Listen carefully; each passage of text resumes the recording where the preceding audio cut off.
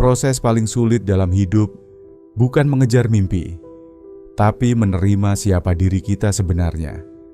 Karena seringkali yang paling keras menghakimi kita bukan orang lain, tapi suara di dalam kepala kita sendiri. Dan hari ini kita akan membahas bagaimana proses seseorang akhirnya bisa berdamai dengan dirinya sendiri. Proses berdamai dengan diri sendiri. Berdamai dengan diri sendiri bukan sesuatu yang terjadi dalam semalam. Itu bukan keputusan yang tiba-tiba muncul saat kita bangun tidur dan berkata, "Aku sudah baik-baik saja." Tidak, itu adalah proses panjang, sunyi, dan seringkali menyakitkan. Karena sebelum seseorang bisa berdamai, ia harus berani melihat luka yang selama ini ia hindari. Tahap pertama biasanya adalah penolakan. Kita pura-pura tidak apa-apa. Kita sibuk, kita tertawa, kita mengalihkan perhatian. Kita berkata, "Aku kuat." Padahal di dalam hati ada bagian yang belum selesai. Secara psikologis, ini adalah mekanisme pertahanan diri.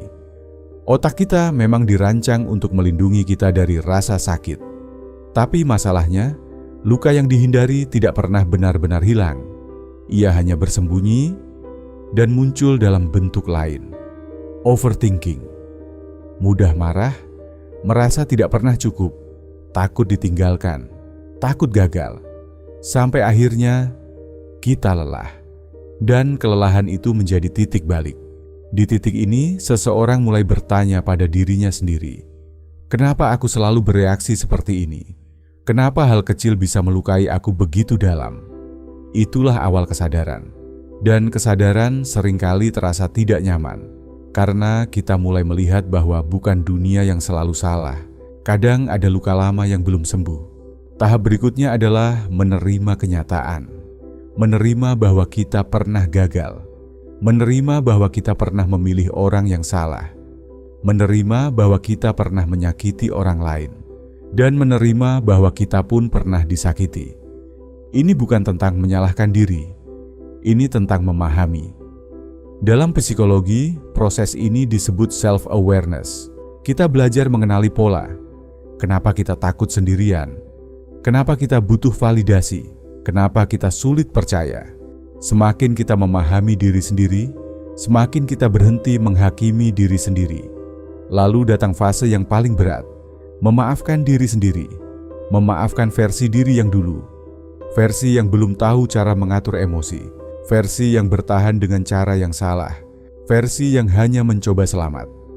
Memaafkan diri bukan berarti membenarkan kesalahan, tapi menyadari bahwa saat itu kita melakukan yang terbaik dengan kemampuan yang kita punya. Setelah itu, perlahan kita mulai belajar mengubah respon.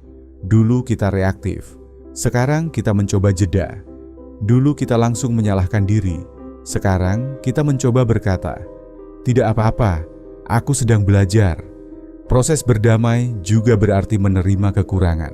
Kita berhenti membandingkan hidup kita dengan orang lain. Kita berhenti mengejar standar yang bukan milik kita.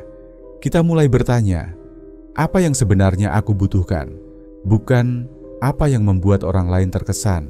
Dan di tahap ini, hidup mulai terasa lebih ringan.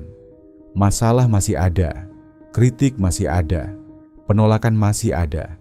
Tapi hati tidak lagi seberisik dulu, karena kita sudah tahu siapa diri kita. Orang yang sudah melalui proses ini biasanya lebih tenang, bukan karena hidupnya mudah, tapi karena ia tidak lagi melawan dirinya sendiri. Ia tahu kapan harus beristirahat, ia tahu kapan harus berkata tidak. Ia tahu bahwa nilai dirinya tidak ditentukan oleh kegagalan. Dan yang paling penting, ia tidak lagi mencari pelarian. Ia berani duduk sendirian dengan pikirannya. Ia berani merasakan emosinya tanpa lari, karena ia sadar emosi bukan musuh. Ia hanya pesan.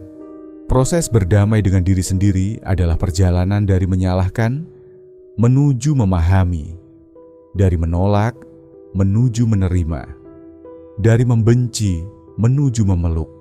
Dan mungkin kedewasaan bukan tentang menjadi orang yang paling kuat, tapi tentang menjadi orang yang tidak lagi takut pada dirinya sendiri.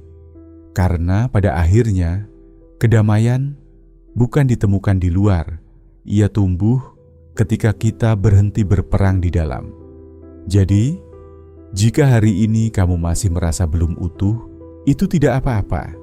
Berdamai dengan diri sendiri bukan tentang menjadi sempurna, tapi tentang berhenti menyakiti diri sendiri.